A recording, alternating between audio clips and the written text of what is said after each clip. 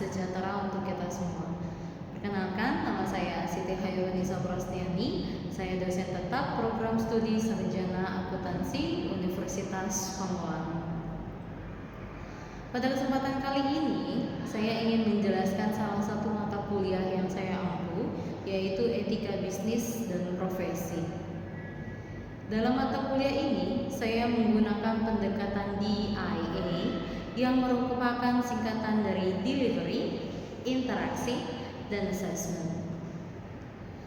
Untuk delivery sendiri yang saya lakukan pada saat pengajaran ialah menjelaskan materi perkuliahan dengan metode blended learning, di mana terdapat dua cara pembelajaran, yaitu tatap muka di ruang kelas gedung Universitas Pamulang dan juga e-learning, di mana e-learning dilakukan dengan menggunakan web mentari yang dimiliki dan dikelola oleh Universitas Pamulang. Sedangkan interaksi yang saya lakukan pada saat pengajaran dengan mahasiswa secara prinsipnya menggunakan metode Student Centered Learning. Pembelajaran berpusat pada mahasiswa. Para mahasiswa didorong dan difasilitasi untuk aktif mencari, menganalisis, membahas, mempresentasikan, dan memperoleh kemampuan yang diharapkan baik pengetahuan maupun keterampilan, dan juga bagaimana saya menjalin interaksi dalam proses belajar mengajar kepada peserta didik dengan tanya jawab aktif baik pada saat tatap muka di kelas dan juga menggunakan web mentari pada saat e-learning. Adapun beberapa teknik yang saya gunakan ialah kuliah interaktif, berdiskusi, studi kasus yang real, dan pemecahan kasus. Lalu yang ketiga adalah assessment. Yang saya lakukan pada saat pengajaran ialah mengukur penilaian mahasiswa secara objektif, baik dari sisi keaktifan mahasiswa di kelas dan di web mentari. Penilaian dari tugas mandiri dan kelompok, diskusi kelompok, dan juga ujian tengah semester dan ujian akhir semester.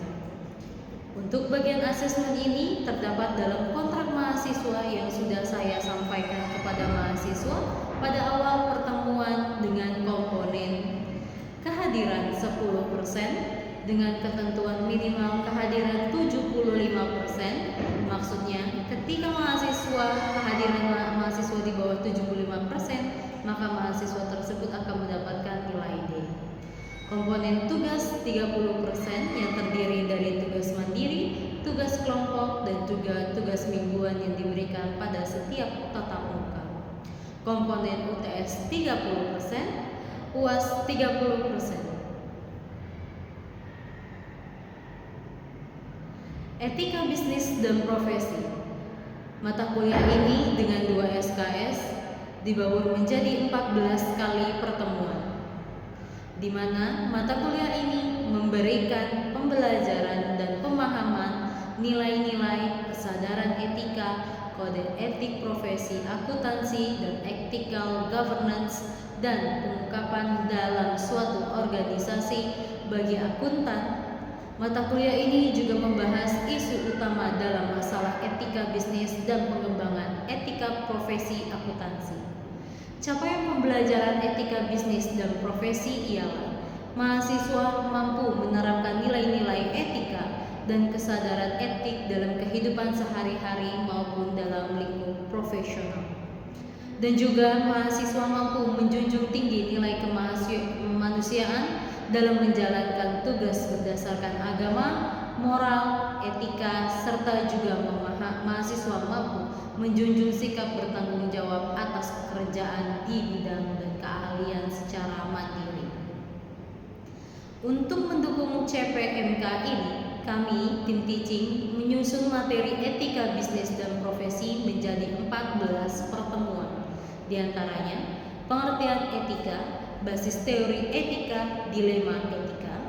Yang kedua, lingkungan bisnis mempengaruhi kesalingtergantungan antara bisnis dan masyarakat, kepedulian pelaku bisnis terhadap etika, perkembangan dalam etika bisnis dan akuntansi.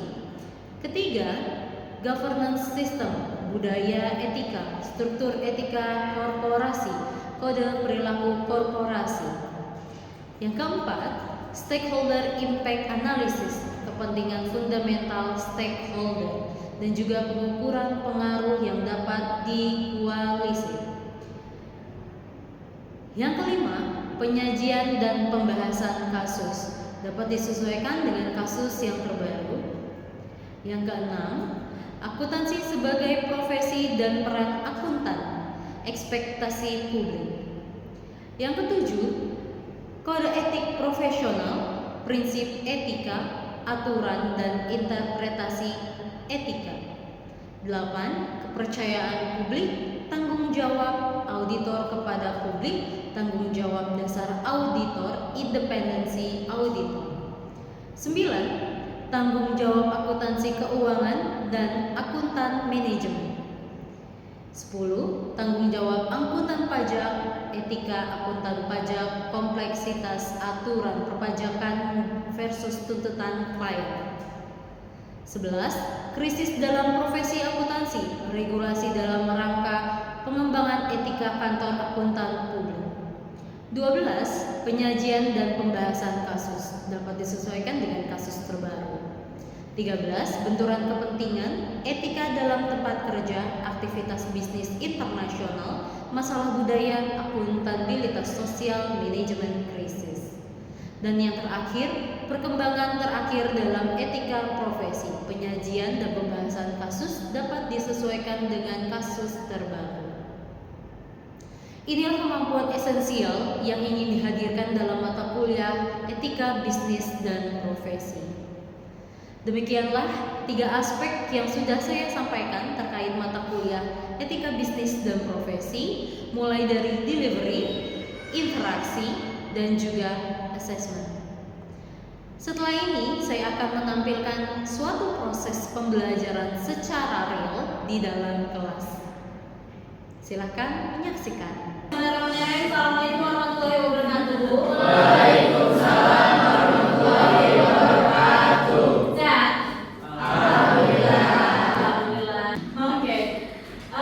Kali ini kita masuk ke perkuliahan etika bisnis dan profesi. Kita ngomongin tentang perilaku etik dalam dunia bisnis. Tapi sebelumnya saya absen dulu ya, takut ada yang nggak masuk, ya kan? Ada Ariana, ada Bagus, ada Cica, ada Dila, Eka, Angelina, Feby, Vita, Hanifah, Irna, Juliansyah, Faisal, Laurentius Rexi, Lentera, Muhammad Yusron, Nabila, Naufal, Nur Aziza, Nur Fitri, Nurul Fadilah, Kori Nur, Rahma Denia, Rifa, Salwa, Salza, Septia, Syafa, Sri Mutima, Susan, Tasniatu, Tiara, Firzi, Winda, Yasin. Oke, alhamdulillah. Walaupun ada beberapa yang nggak masuk, tapi nggak apa-apa. Oke, kali ini kita mau ngomongin tentang perilaku etika dalam bisnis. Perlu nggak sih kira-kira etika dalam bisnis? Perlu ya. Perlu. Kenapa sih perlu? Nah, ini dia. Bisnis, ada yang ngomong begini nih. Bisnis adalah bisnis. Bisnis jangan dicampur adukin katanya sama etika. Orang kerja bisnis adalah berbisnis, bukan beretika. Nah, antara bisnis dan normalitas atau etika tidak ada hubungan sama sekali. Bisnis tidak punya satu pautnya dengan etika dan moral. Keduanya adalah dunia dua bidang yang terpisah satu sama lain. Setuju nggak? Setuju.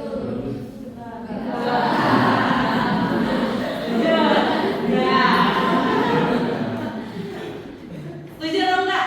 Iya. Ada yang bilang setuju? Jadi kalau setuju boleh dong kita berbisnis nggak pakai etika. Iya. Alhamdulillahnya kita di Indonesia. Iya, dimana kita punya adat ketimuran. Iya, kita nggak saling kenal aja, kita punya etika kan. Salah satunya apa? Senyum. Yang paling mudah itu adalah senyum. Nggak kenal lewat gitu ya, senyum. Ya bagus-bagus apa Pak? Permisi. Nah, ya gitu kan. Nah, hal yang semudah itu aja ada etikanya, apalagi ngomongin bisnis. Jadi kira-kira perlu nggak sih etika di dalam bisnis? Perlu. Tetap perlu. Jangan salah loh. Bersaing aja ada etikanya. Nah, Bu, kulur Mas, saya mau ambil gambarnya. Nah gitu ya. Maksudnya bukan minta izinnya, cuma ada sesi etika walaupun dengan kompetitor juga ada. Ya, jadi ada sebenarnya berbisnis itu tetap harus beretika. Nah, sebelum itu kita membahas tentang etika bisnisnya, ini harus kita ketahui dulu prinsip-prinsip dalam etika dalam berbisnis. Yang pertama, prinsip otonomi. Ini sikap kemampuan seorang manusia untuk mengambil keputusan atau tindakan secara sadar dan kemauan diri sendiri. Ya, ini tetap harus ada. Jadi harus ada prinsip otonomi yang pertama. Kedua, prinsip kejujuran. Ini memenuhi syarat perjanjian kontrak. Kalau kita berhubungan sama pemasok, ya kita buat kontrak dan terlebih dahulu ya. Walau itu tidak secara tulisan, tapi secara lisan itu sebagai salah satu bukti sah juga untuk berkontrak. Maksudnya apa? Ya kalau kita mau berkontrak, saya mau ngambil nih Septi buah mangga buat dijadiin jus.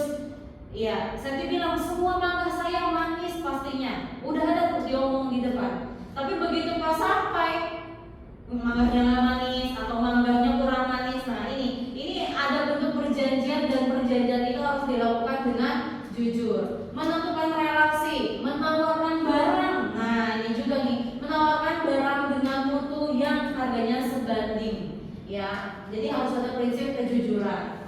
Ketiga, prinsip keadilan. Ini setiap orang itu melakukan semuanya harus sama rata. Ya, nggak bisa ada yang pilih kasih, jadi harus adil. Terus yang keempat, prinsip saling menguntungkan, di mana bisnis dijalankan sedemikian rupa sehingga menguntungkan semua pihak, baik itu pembeli, baik itu pemasok, baik itu penjual, itu tetap harus menguntungkan satu sama lain. Kenapa? Sebenarnya gini, sejatinya kalau di dalam dunia bisnis, orang yang berjualan atau orang yang berbisnis itu butuh uang, ya kan? Tetapi konteksnya juga adalah orang yang beli itu butuh barangnya, butuh jasanya. Jadi yang mau nggak mau harus punya solution. Gimana? Yang diberikan oleh penjual harganya harus sebanding sama apa? Sama barang yang diberikan juga, gitu.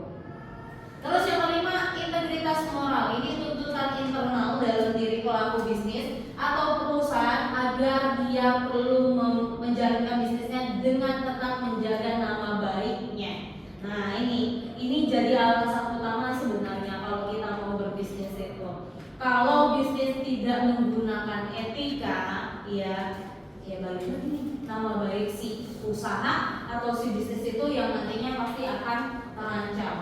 Iya, maksudnya gimana? Ada contoh kita mau beli kita mau bikin usaha tapi justru malah menjelekkan orang lain. Nah, mungkin itu jadi salah satu jadi bumerang buat orang tersebut atau penjual tersebut. Kalau seandainya apa yang diisukan tersebut adalah bukan hal yang benar. Nah, either hal yang benar pun sebenarnya juga nggak bisa tuh ya kita membongkar sebuah keburukan orang lain, apalagi keburukan kompetitor itu juga nggak bisa. Balik lagi nih, ya kalau seandainya kita mau berbisnis nama baik, nah gimana cara nama baik kita tetap ada di dalam ingatan konsumen? Ya tidak, salah satunya tidak membuat onar, tidak membuat tidak menjelekan kompetitor. Nah seperti itu. saling ketergantungan antara bisnis dan masyarakat. Kayak kira-kira contohnya kayak apa tuh? Saling ketergantungan bisnis sama masyarakat. Tadi, pembisnisnya jual, masyarakatnya beli, masyarakatnya butuh, masyarakatnya ingin, gitu ya. Kalau si masyarakat nggak butuh, nggak ingin, nggak pengen beli, nggak jadi tuh bisnisnya. Iya. Perusahaan demikian mengejar pertumbuhan yang berakibat pada dampak yang harus ditanggung oleh konsumen, pemerintah, dan juga masyarakat. Contohnya keberadaan perusahaan ternyata menimbulkan berbagai persoalan sosial lingkungan. Nah, ini juga nih yang jadi polemik sekarang. Polusi, keracunan, kebisingan, diskriminasi, pemaksaan, kesewenang-wenangan, dan produksi makanan haram dalam bentuk negatif externalities lainnya. Iya, ini yang cenderung banget perusahaan besar lakukan, tapi tidak mengindahkan polusi udara. Ya, polusi udara ini juga sebenarnya ada polusi air, ya kan? Kayak contohnya ada tuh banyak pengusaha-pengusaha laundry yang tidak memperhitungkan ini limbahnya akan kemana. Ya, limbahnya akan kemana. Terus juga ya ujung-ujungnya kalau ke air bisa jadi keracunan seperti itu. Terus kebisingan, terus diskriminasi. Nah ini ada beberapa dan juga kesewenang-wenangan. Ada beberapa perusahaan yang mereka punya kerjasama dengan masyarakat. Contohnya gini, ada pabrik, pabrik di satu wilayah. Mau buka pabrik di situ izin dong. Iya dong, harus izin dong sama wilayah setempat, lingkungan setempat. Nah, apa yang mau dibikin pabrik yang ternyata si pabrik itu punya limbah polusi, punya limbah air gitu ya, dimana punya limbah kebisingan juga, limbah suara juga nih. Ini harus ada kesepakatan antara si perusahaan dengan si masyarakat.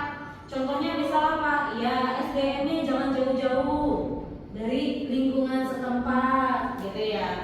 Terus ini seandainya sudah berjalan, ini loh ternyata loh punya debu anak di daerah sekitar yang tadinya biasa aja jadi sakit ispa lah. Nah ini ada tindakan apa yang supaya masyarakat itu merasa oh ya terayomi.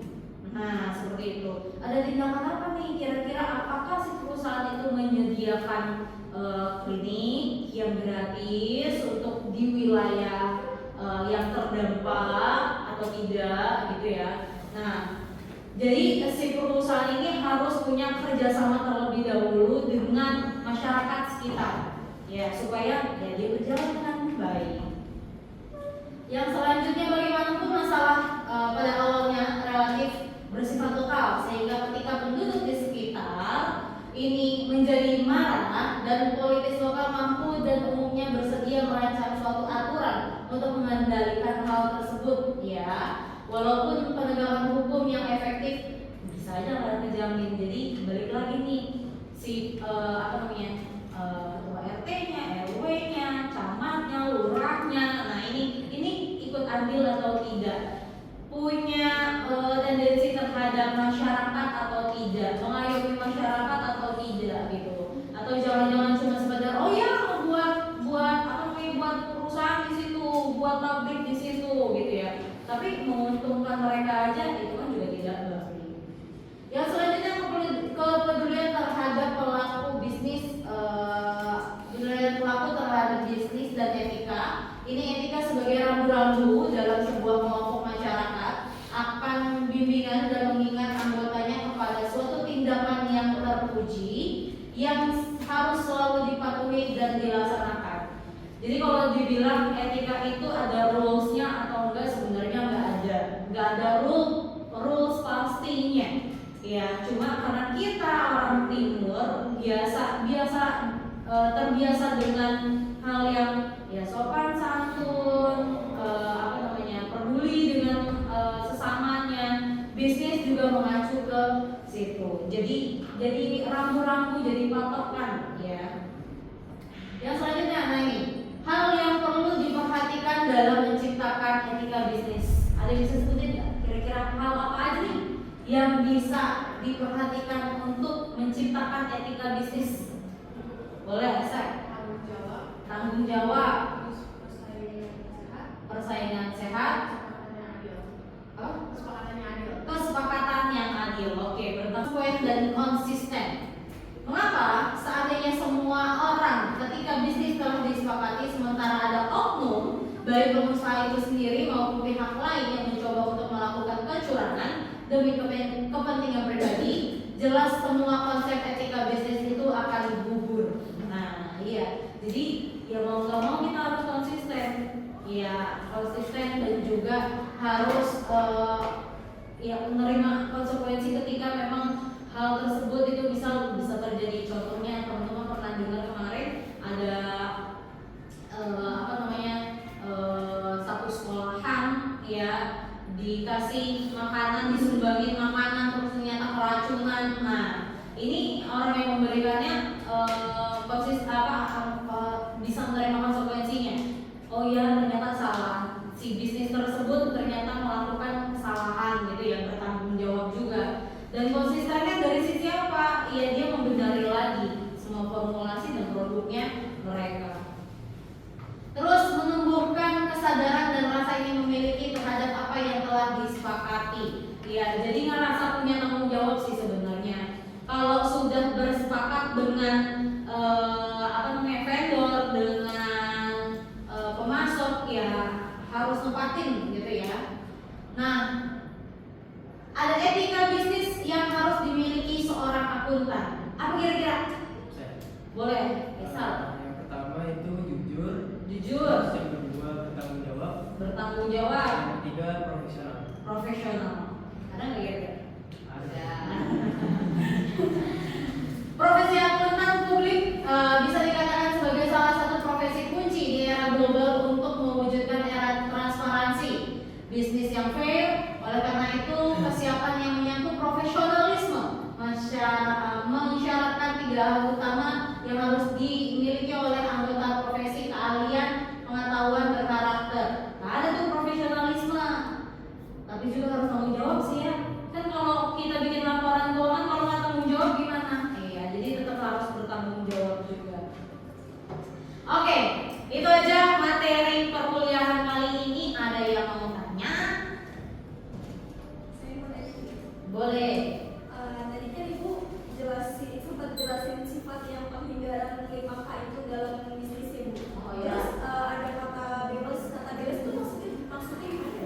Kata balance itu di sini nih ada nih. Kata balance itu dari kata koneksi. Nanti ya. Lewat ya kayaknya. Nah, ini kata balance itu dari kata koneksi. Tapi maksudnya koneksi di sini adalah gini. Biasanya oknum ini ya. Contohnya itu adalah kalau misal kita mau tadilah si perusahaan, si pabrik tadi mau datang untuk ke situ, ya kan, mau datang ke situ. Dia punya koneksi. Oh iya, camatnya itu sepupu saya. Nah, camatnya itu sepupu saya. Ya, lupa izinnya. Nah itu orang dalam gitu ya. Jadi ada oknum yang akhirnya menghalalkan, harusnya izinnya nggak semudah itu gitu kan, tapi karena camat ya kan, camat di bawahnya ada RW, ada RT, iya, ini bisa aja terjadi ini oknum. Jadi nggak semua, tapi semoga sih nggak semuanya ya. Jadi kata balance di situ adalah si koneksi tadi yang akhirnya membuat ya perizinan ataupun apapun itu jadi kayak rasa lebih mudah gitu. Sebenarnya nggak boleh ya. Atau mungkin ada yang masih sebenarnya serem bu. Ada lagi mau tanya? Ada nih? Siapa? Jerman. Izin Bu, tadi kan Ibu jelasin terkait dengan polusi udara, terus juga ini barang yang lain. Saya mau nanya, kalau misalnya perusahaan itu tuh kayak nggak mampu untuk bisa membawa limbah dengan baik, itu gimana ya kira-kira solusi? Perusahaannya nggak mampu buang limbahnya dengan baik gitu ya, terus akhirnya jadi mencemari gitu kan.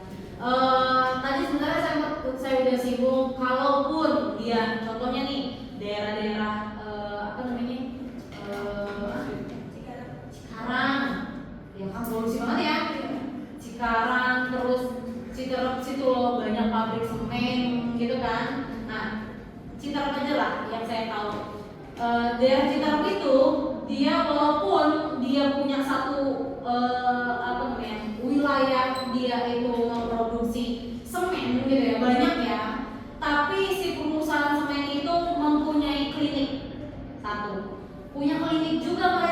Jadi walaupun mereka yang menimbulkan ispa pada anak-anak, pada akhirnya mereka sembuhkan juga gitu loh. Walaupun itu sebenarnya tidak menjadikan penyelesaian yang baik ya. Ya, itu kan enggak, ya selesai nggak masalahnya? Enggak, hanya meredakan saja. Tapi di balik itu juga si para produsen semen ini tuh juga memiliki apa namanya? Ketika dia lulus SMA, warga-warga di situ itu diberikan kesempatan untuk masuk ke dalamnya, gitu. Jadi iya, mempekerjakan SDM yang di wilayah mereka terlebih dahulu sebelum akhirnya keluar. Jadi para pekerja-pekerja yang buru-burunya itu dari wilayah situ aja. Jadi dengan kata lain gini, kalaupun seandainya menimbulkan polusi, itu ya, menimbulkan polusi, tapi setidaknya ada satu hal yang oh iya, dia berpenghasilan, bapaknya, kakaknya, emasnya, mbaknya, ibunya berpenghasilan dari perusahaan itu, gitu. Cuma kalaupun akhirnya ya kan susah juga itu polusi semen. Masya Allah Neng, kalau daerah-daerah sekitar tuh mereka sebenarnya sudah menciptakan formulasi gimana caranya si polusi itu akhirnya tidak terlalu mencemari gitu ya. Berkembang terus sebenarnya mereka untuk meminimalisir sedemikian rupa supaya si polusi tadi itu tidak melebar, tidak makin banyak seperti itu. Itu ada upayanya. Cuma balik lagi sebenarnya masyarakat sekitar harusnya juga bisa loh membela diri mereka supaya tidak gimana caranya nih bukan cuma sekedar diobati aja tapi akhirnya timbul lagi sakit gitu kan. Tapi gimana cara penanggulangan yang baiknya tuh seperti apa gitu. Jadi ada bentuk penyelesaian yang konkret gitu loh, yang jelas apakah benar bisa ya setidaknya dikecilin lagi gitu. Kalau yang saya tahu itu memang mereka terus berkembang untuk pembuangan limbahnya, terutama di bidang di udara gitu ya. Itu terus berkembang sih. Jadi dia tidak kasarnya kalau dulu saya SD di sana itu masya Allah banget. Aduh, naruh mobil 5 menit aja itu kayaknya dengkulnya bisa 5 cm. Tapi emang benar. Tapi belakangan ada sekitar 1 tahun yang lalu saya ke sana, nggak separah itu. Ya, nggak separah itu. Entah ini kan kalau dibilang produktivitas si perusahaan tersebut menurut kayaknya enggak ya. Banyak yang bangun rumah, ya kan? Berarti tandanya semen masih laku. Nah, tandanya semennya masih laku, berproduksinya juga masih sangat lancar gitu ya. Berarti tandanya ada ada bukti konkret mereka untuk mengurangi si polusi udara tadi gitu. Salah satu contohnya itu ya. Itu ya. Ada yang mau ditanya